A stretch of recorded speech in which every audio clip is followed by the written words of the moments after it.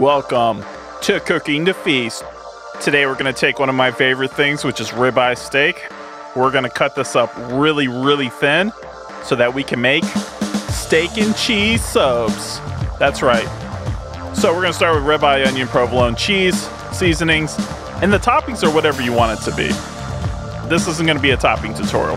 Before you slice your ribeye, I'm going to suggest that you're going to want to put it in the freezer for about 45 minutes to get it nice and firmed up.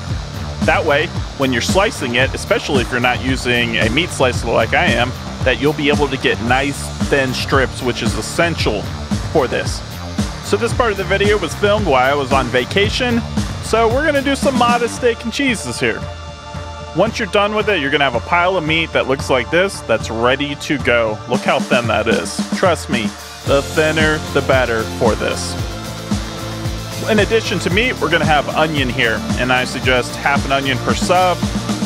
We're just going to be using regular sweet onion. And for this, I'm going to be making big slices, and if you've never gotten your technique down on slicing an onion, just take a look at this. We're going to start by keeping the root on, and then we're going to make nice slits down the side of it. Once you're done with that, turn it around and cut through the onion itself horizontally. That'll leave you with these nice big chunks once you're ready to actually finish the onion off. They're all going to be about the same size, and that's the purpose of this technique here. I'm cutting up a whole onion because I'm doing 2 subs here. Look at that, they all look about the same, and this is about the right size for a steak and cheese. Today I'm using a 12-inch Meissen stainless steel skillet, which I really, really like, and here's a trick. Pour a little bit of water on it, and you'll see it bead up and glide across. That means it's heated up. This helps prevent things from sticking to stainless steel, and you know that your pan is at the optimum heat.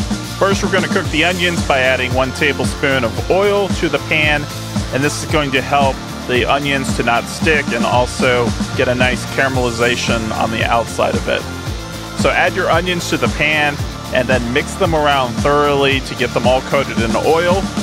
Today, what we're doing with the stainless steel is kind of mimicking that like deli style or that hot counter style. You know, the kind of place that uses a big flat top to cook most of their stuff. The other advantage of cooking in this way is that the onion's taste is going to remain in the pan, so when we cook the actual steak down, it's going to help season it as well. After a few minutes, this has been going between 5 and 8 minutes now, you're going to see that the onions are really caramelized. We've got a really good brown coloring that are on these, and that's how you know it's done. They're going to be soft, and they're going to be sweet, and it's going to be perfect to accompany the sub. So scrape those out of the pan, and then put your pan back on the heat. We need to get this a little bit hotter now, so about a medium-high temperature. Don't put your meat into a cold pan. Make sure it's thoroughly heated up, and add extra oil if you need to. Then drop your meat down into the pan and make sure that it's making good contact with it.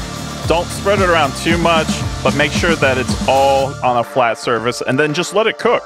We're going to cook it about 2 to 3 minutes per side, and this is going to get a nice sear on each side. I recommend seasoning, so salt, pepper, onion powder, garlic powder. Not everyone uses onion and garlic powder. It's not the traditional route, but I think it's a necessity when it comes to anything with steak. After it's done cooking, then all you got to do is take your slices of provolone cheese, drape it right over top of it. You add the cheese right at the end. We're not going to overcook the meat, but right at the very end, you get the nice little melting action into it. So plan ahead, get your cheese out before you're done. And then we're just going to add our nice caramelized onions into it, and more or less, this steak is done. But as Manny Fresh said, we got to get our roll on. We're using 12-inch rolls for this. And so, I mean, you can go smaller, that's up to you, but I thought this was a feasting channel, so I kind of thought that's why you're watching it. So slice up your 12-inch roll here. These are kind of more of a French style, but this is what I got at the grocery store. And then you're going to drape your nice homogeneous mixture of steak, cheese, and onions into your sub roll. I mean, this is looking good already. Divide it up and then put it in there in an even layer. And this is kind of what you're going to get here. Toppings are up to you. You want lettuce, tomato, you want mayonnaise and mustard, go for it. The only thing I'm going to say is I suggest bread and butter pickles. There's a place outside of DC called Mario's, and they do sweet pickles on it. It's fantastic, and I've used it ever since. I love their steak and cheese. So go ahead and cut it up and examine your good work here. This is what we did today. We did a nice steak and cheese. And you can make it your own, but the steps to actually cook it are just the same. So this was my backdrop to eating my steak and cheese sub. It was good. But you know what? Something just doesn't feel right. I thought this was feasting. And that modest sub just does not feel right. And I know you want a big boy sub. So you know what? That's what we're gonna do. We're gonna do this again. We're gonna do it feast style. Because we're gonna load this thing up with meat. Just like you would get at a nice counter. The place I was talking about earlier, Mario's, they hook it up. So I want to do the same because that's what I'm used to. So we're reslicing. So I got 2 ribeye steaks here, and this is going for 1 sub. Again, you're going to want to slice this as thin as you can. If you don't have a meat slicer, here's your sharpest knife. And look at that. That's what we're looking for. And so what's the goal here? We're going to take 1 pound of sliced ribeye, and we're going to put it in a sub. For this, I'm doing the onions just a little bit different this time back at the lab at home. I thought, why not make the onions even smaller this time so I can mix it up even better. Here we go. We're just going to cook down the onions again. Same process.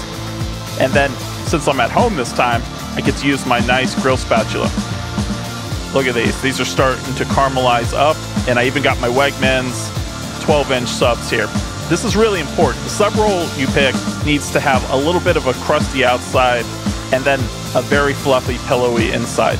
What this is going to do, it's going to give it a nice chew, and it's going to also help soak up some of the grease and maintain the structural integrity.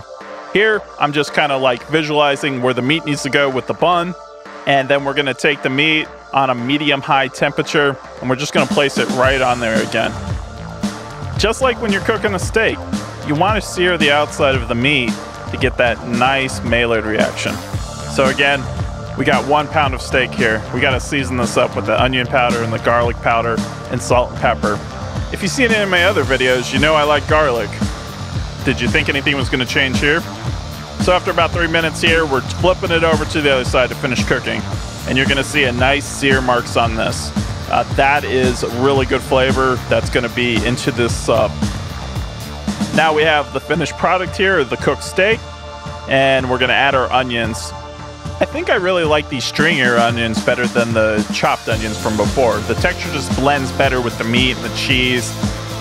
You know, just creates this nice homogeneous mixture. So again, we're adding our provolone cheese. I got 4 pieces of cheese here, and this is all going into 1 pound steak and cheese sub. So again, right at the very end, you're going to want to melt that cheese down. It doesn't take much. There's probably a minute left into it. Take your pan, get it to your prepared bun, and now just get it in there. That's 1/2 pound right there. I know, it looks great. And then take the other half, and we're just gonna finish this sub off. Oh yeah, boom, there it is. So, doesn't that look good? That's a hefty sandwich right there. The structural integrity is holding with the nice bun, and that is a feast in there. But let's just cut it in half.